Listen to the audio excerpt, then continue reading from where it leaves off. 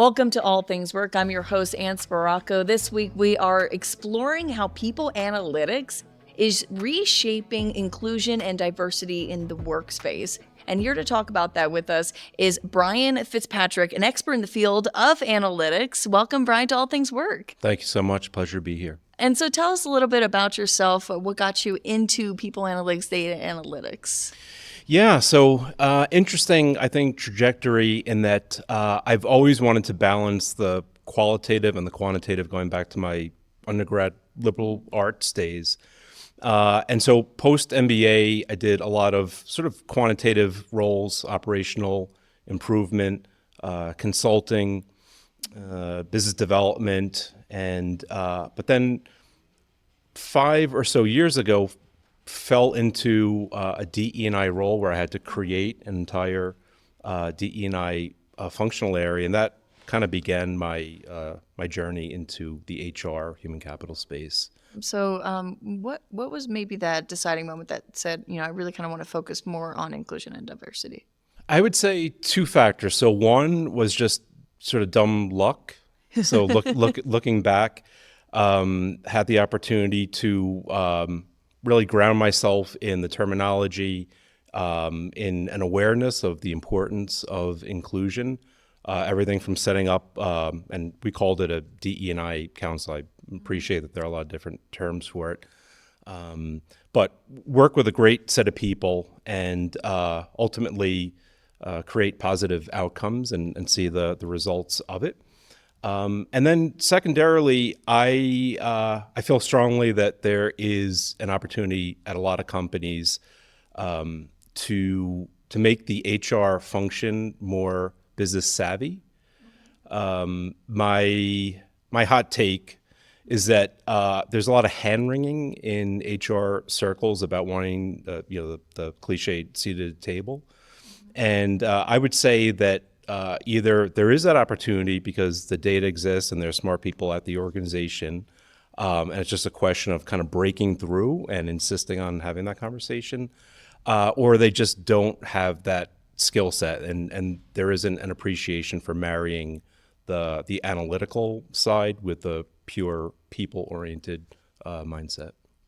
I think when you're operating with numbers, I mean, not to go too extreme with it, but at the end of the day, you're relying on a set of metrics and you're using that to guide decisions and not falling into the trap of wishful thinking or supposing something or moving ahead with a policy without having numbers to back it up, like a solid rationale. Can you talk about how like a IND and like a people analytics, data analytics research kind of hold hands in this situation, how they can? Yeah.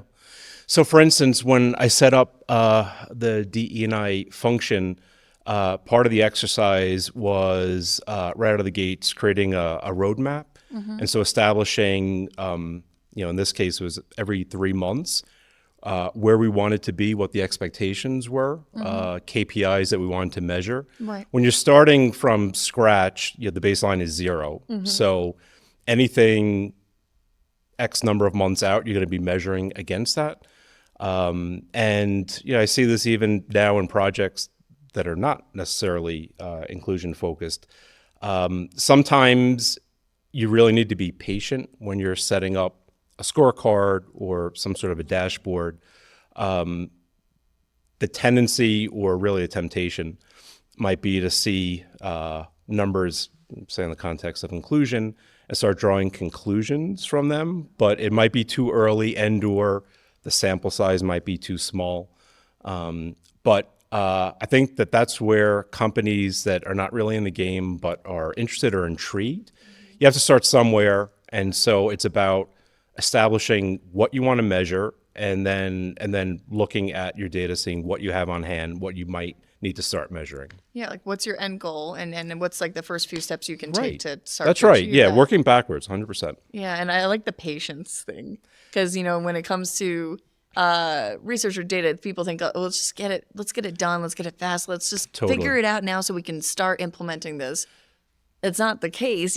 In order to do it right, you do have to take your time a little bit. Right. And I can appreciate that at publicly traded companies where, CEO is sort of on a 90-day time span, and that just gets repeated. And so, the concern is that in some enterprises, because there isn't that patience, because shareholders want to see results right away, that they're not going to have the patience. They're not going to provide the organization the leeway to set something up and let it grow and get cultured and then establish whether or not it's working, but only after a year or two or whatever time frame.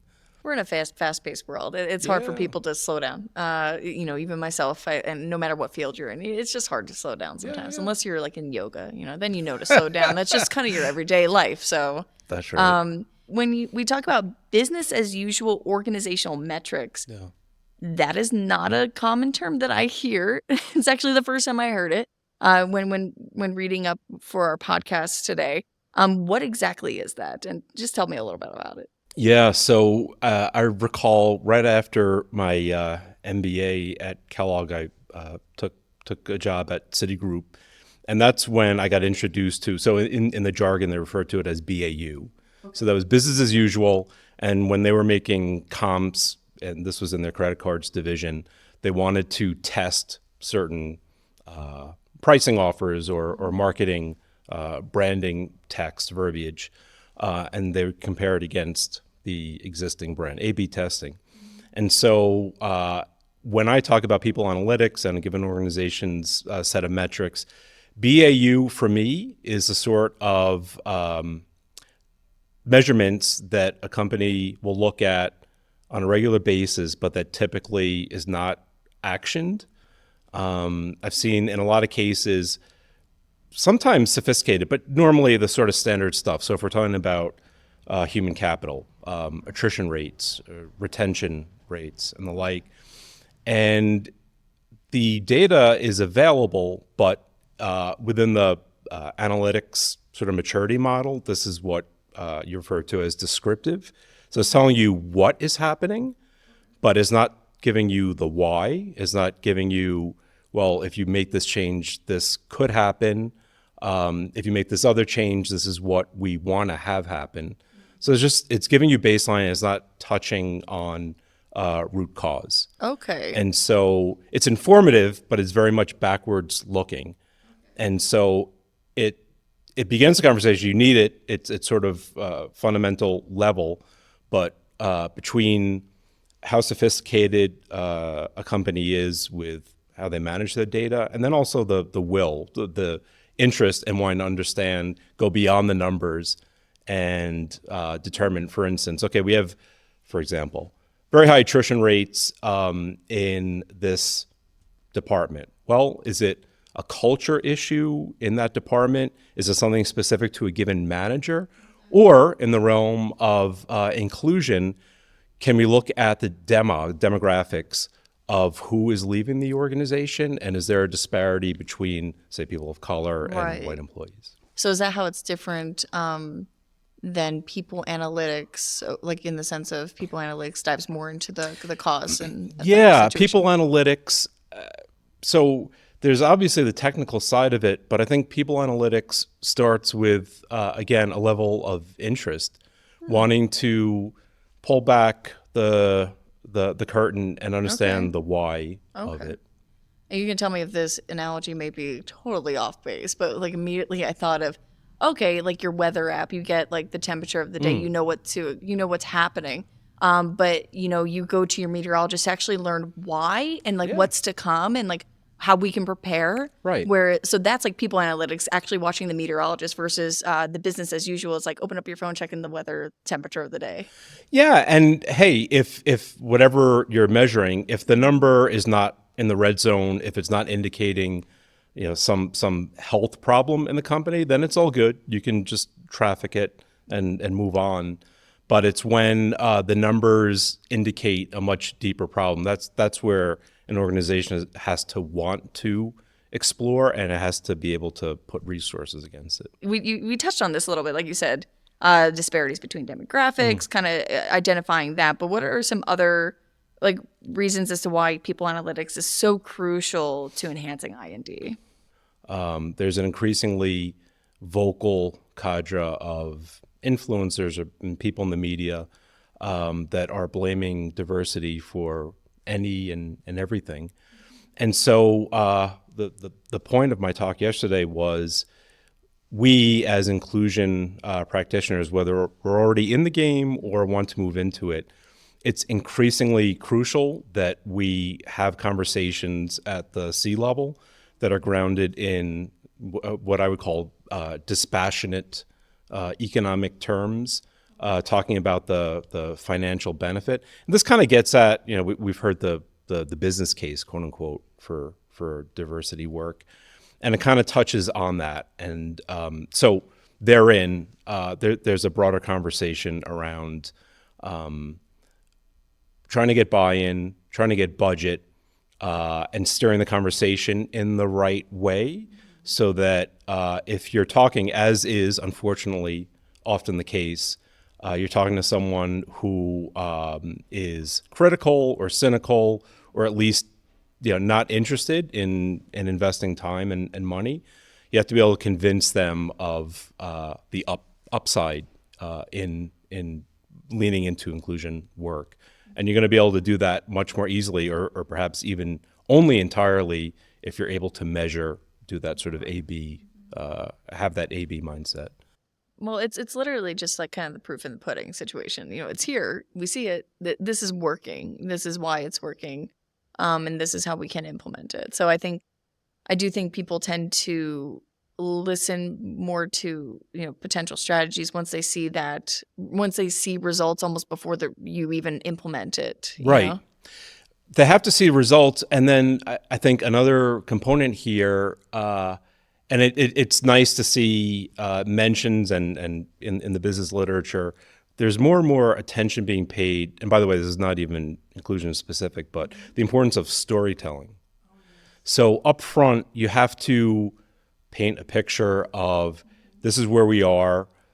This is the gap. This is the opportunity that we're leaving on the table by not having inclusive policies as it relates to recruiting or retention or succession planning or employer value proposition or what have you. So you do have to sell them on that vision, but in many cases, you have to be able to say, oh, by the way, we're also going to be measuring it, and we expect that we're going to be able to solve this business problem by implementing these policies. And then the other thing I would say is if you want to be truly analytically rigorous with the approach, you also have to suggest that, hey, if a given pilot or a given policy decision is not working out in the way that we thought, then we're going to reverse course and maybe try a different tack. So there does have to be that open mindedness. It can't be there is only one way to solve the business problem, and with inclusion, that has to be this mode and not the other. There can be some variability. Exactly. And that can be hard for people to be a little open-minded, especially if you've been in the business long enough. And like we talked about the fast-paced environment, it can be tough to feel open-minded, even if you tell yourself. You're kind of like, and that kind of leads into my next question about like unconscious bias. And I mean, when I picture it, I have a hard time picturing this. How do you measure that through people analytics? Like, what does that look like? Yeah, so unconscious bias, this is a tricky topic. I believe that there's an HBR article that essentially calls for an end to unconscious bias training. Mm-hmm. So I think an error that a lot of companies made was when they were just starting out in trying to implement more inclusive policies, they thought, well, let's throw a training against it. Let's start right. by having our executive team sit through a series of lectures and exercises and make them aware, because that's by definition, right? We're not aware that we bring, and this is natural too, right? Unconscious bias touches all of us. Mm-hmm. What wound up happening in a lot of cases, though, was, and not even assigning blame on whoever the trainer would have been, but a lot of folks came out of the training feeling bad about themselves, like, wow, I didn't realize I was such a terrible manager by overlooking this or subconsciously making these decisions. So that came out of it, but then the real the impact that was desired, which was for managers to then go back, now conscious of their unconscious bias and making decisions on top of it, that loop didn't really come to pass. And so in hindsight, a lot of unconscious bias training just became an expense item, but without impact. And so I think if we want to address unconscious bias, first step is just being aware of it. And I would say going beyond training, realizing that that is the case, and that becomes an argument, an additional argument for an organization to realize, hey, we should take a step back. How did people analytics play a role in improving employee retention, but particularly among those underrepresented groups? Yeah, so there are a lot of different analyses that you can put against it. One that definitely comes to mind, I like using a Pareto analysis. So this is based on capturing exit interview data, and asterisk, that is tricky. If someone is leaving an organization voluntarily, they might not want to stop and give the reasons for why they left.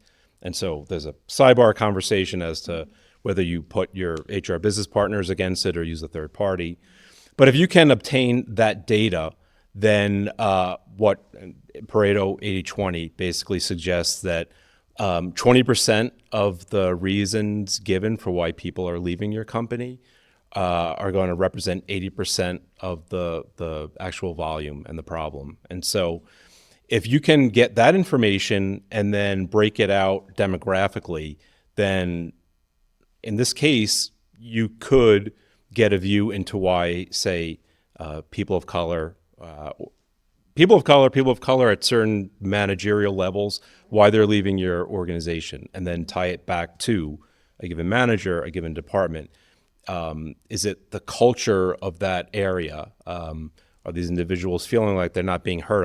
Are they feeling like they don't have a pathway to be successful in the organization? And so that's information. That's information which can be really powerful, because now you have that knowledge, and in theory, you with your management team, you can decide whether or not you want to take action against it, and in that way, really putting your money where your mouth is if you're following inclusive practices. So in what way can HR professionals really use people analytics with the hiring process, the recruitment? Pardon the cliche, but there's a lot of low-hanging fruit when it comes to hiring. So first, where are you hiring? What pools of individuals are you hiring from? For employees that are coming out of undergrad or an MBA program, for instance, there are career fairs specific to a given group, people of color or women or what have you. There are job boards specific to minority groups. When you're doing the interviews, having very specific guidelines for the questions, so that way you can guard against getting interviewers getting too subjective with the questions.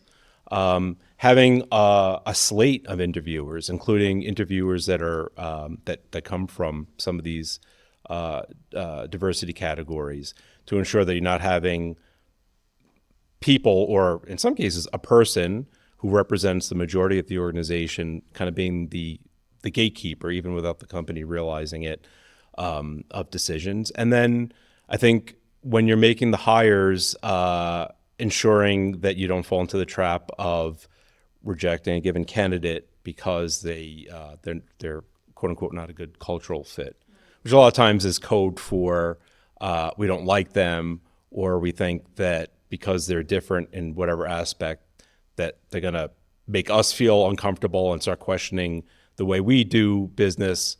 And the manager is saying in so many words, hey, we're complacent. We don't want someone to come in and shake things up too much. So let's stay with the person who's not going to question the management structure and the demographics of it. So when it comes to collecting that feedback, there are different ways to do it, but how do you collectively make sure that you're getting that feedback, getting that information in a privacy conscious way for your employees? So for example, you likely will have employees with a disability that is not visible. And so you have to give them the opportunity to volunteer that information. They might not feel comfortable wearing that on their sleeve and being considered or being invited to participate, for example, in an affinity group that works for employees that have disabilities. And you don't want to assume that they have That's such right. a disability. Yep. That's good to keep in mind. Thank you. We talked about diversity in leadership. That is often actually a challenge for some organizations out there. So how can people analytics aid in increasing diversity in leadership roles? Right. And maybe like what are some of the common mistakes HR professionals or leaders make, or what they can improve to help with this? Right. So classic analysis to establish whether you have that imbalance is this idea of the inverted triangle. So you see where if you look at the demographics of your employee base, and I say this often, most companies do not have a diversity problem. They have an inclusion problem. And so in this case, you might have, if you look at employees by demographic, by managerial level, you might have, for instance, Black employees, Latino employees comprising significant portions of the employee base. But then as you go up the pyramid, their representation relative to other groups, relative to white employees, white male employees, gets smaller and smaller. And so you have at the very top an executive group that really does not look like and is not representative of the overall employee base. And so you have these two pyramids that one is an inverse of the other. And so if you have that data, you can establish in very cold quantitative terms, our leadership, everyone looks too much like everyone else. And then what I was saying before, there has to be that desire, that interest to shake things up. It can be tough when a leadership team and a company overall is complacent. Sometimes you do need an outside board, the board of directors or even shareholders to put pressure on a leadership group and put them to task and make them consider what the different pathways are up top. So all of this said, that'll establish that there is an imbalance. And then when you look under the hood, you can consider policies or tactics that improve your succession planning, that give a more direct pathway for employees of color to leadership positions. I know that the sense of equity has come under question in many circles, but I think one possible solution for creating a pathway for employees of color is mentorship. So pairing them with an executive or a manager who over time not only is helping the individual from a personal development point of view, but then acts as their advocate, ideally, and helps them grow in the organization. And then when the time comes for a decision to elevate that person from X level to Y level, there's someone from the inside who knows a candidate very well and can vouch for their ability and their performance, and importantly, act as the messenger for them. Right. Yeah, I like that, the mentorship aspect. That's a big thing that we talk about a lot, and how important it is. It makes a huge difference. I'll leave it with this. What's something you want to leave our audience with, like a piece of advice to help them kind of move forward and maybe explore how people analytics can enhance and just kind of like reshape inclusion and diversity? Yeah, so a couple of thoughts. First, what I would say, and hopefully this will be a shot in the arm for everyone who practices inclusion policies or wants to get into it. This is definitely a down cycle, right? the idea of inclusion work has really gotten beaten up in the media. It's been blamed incredibly. All these absurd claims about diversity policies leading to the collapse of the Francis Scott Key Bridge in Baltimore or the crowd strike outage. In business, there are cycles, and I do feel strongly that in some number of months, we're going to see, again, within business circles and in conversations among very smart and powerful executives, the need to come back to the types of policies and the types of mindsets that were pro-inclusion before. So I do see a pathway, but we don't know how long it's going to take. Specific to people analytics, I would invite organizations, whether it's the head of HR or a CEO, if they are encountering business problems but haven't been able to really put their finger on the cause of it, to explore some of these ideas, some of these methods for looking at information demographically. Hey, the worst that can happen is that when you do the analysis, there isn't any obvious indicator that the company is not being inclusive. And remember to be patient with your analysis. Data takes time. Data takes time. That's easy to remember. All right. Thank you, Brian, so much for your insightful answers. Really loved hearing how these two worlds kind of merge. So thank you so much for your insight today. Thank you. It was my pleasure. Awesome. That'll be it for this week's episode of All Things Work. We also have a newsletter that comes out each week, which includes our podcasts and updated research on these huge topics. So all you have to do is go to SHRM.org/allthingswork to learn more and follow us on social media. That's it for this week. We'll catch you next time.